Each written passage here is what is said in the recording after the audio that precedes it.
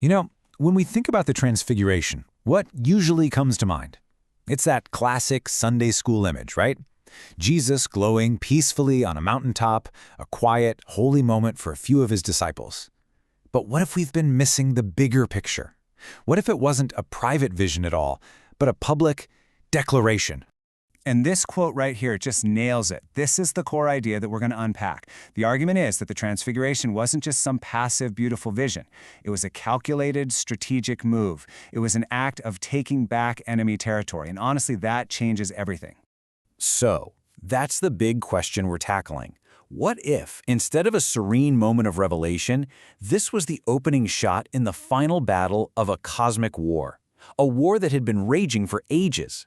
To get to the bottom of this, we're going to have to be like cosmic detectives, digging up a backstory that's been hiding in plain sight this whole time.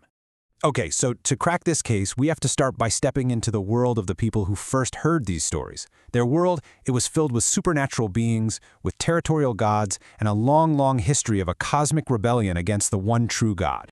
And this is the absolute key to understanding all of it, the divine council worldview. Think of it like this.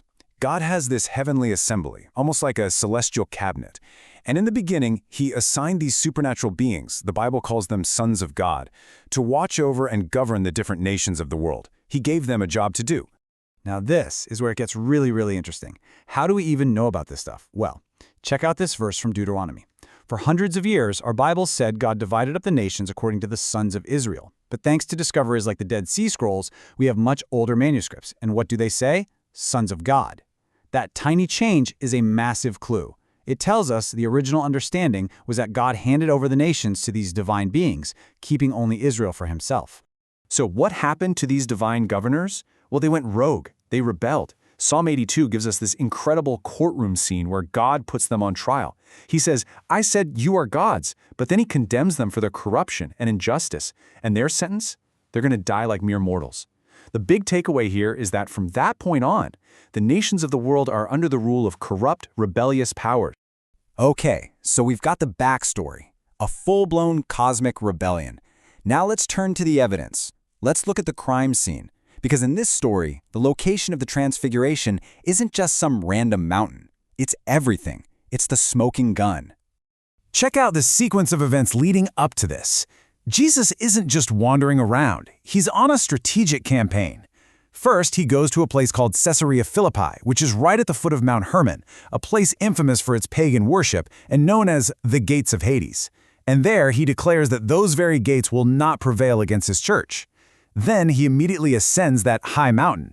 This isn't a scenic detour, people. This is a deliberate invasion of enemy territory. So, why this mountain? What's so special about Mount Hermon? Well, this quote from the ancient Book of Enoch, which was super popular in Jesus' day, spills the beans. According to ancient tradition, Mount Hermon was the exact spot where those rebellious sons of God, called the Watchers, first descended to earth and made a pact to corrupt humanity. It was their headquarters, it was ground zero for the entire rebellion. Just let that sink in for a second. Of all the places he could have gone, Jesus deliberately walks into the enemy's central command post to make his grand statement. And that brings us right back to the Transfiguration itself. Once you have the context, the cosmic war, the enemy headquarters, the event is totally transformed. It's no longer a quiet retreat.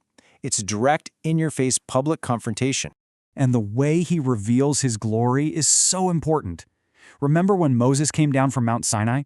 His face was shining because he had been near God's presence. It was a reflected glory, like moonlight. But with Jesus on Mount Hermon, the glory shines from within him. He isn't reflecting the light. He is the light. This is a claim of pure, unborrowed, inherent divinity, and he's making it right on the rebels' doorstep. And then, boom, the voice from the cloud. And this phrase, "This is my beloved son," isn't just God being a proud dad. This language is pulled directly from Psalm 2, which is a royal coronation psalm. It's about God installing his true king and giving them the nations as his inheritance. This is a legal, territorial claim. The Father's basically announcing, the true son has come to take back what the false son stole. Okay, so what about the two surprise guests who show up, Moses and Elijah? The traditional answer is that they represent the law and the prophets, and that's totally true. But if we keep our cosmic war glasses on, we see that their roles here are way more specific and way more strategic. Let's look at their cosmic resumes, shall we? Moses isn't just any lawgiver. He's the one who wrote down the story in Deuteronomy 32, the very legal indictment against the rebellious sons of God. He literally wrote the book on this conflict. And Elijah? His whole ministry was one big, dramatic, head-to-head battle against Baal, one of the main corrupting foreign gods. So you've got the cosmic legal expert and the veteran frontline warrior showing up as expert witnesses for the prosecution. And what are they all talking about? The Gospel of Luke tells us they were speaking about Jesus' exodus, which he was about to accomplish in Jerusalem. And that word is so important. They're not just reminiscing about the first exodus from Egypt, they're planning the final exodus, the ultimate liberation, not just of Israel, but of all the nations from the tyranny of these corrupt cosmic powers. So the declaration of war was made on the mountain. But you can't just declare victory, right? You have to actually win the battle. The rest of the gospel story is about seeing this reclamation project through to the end.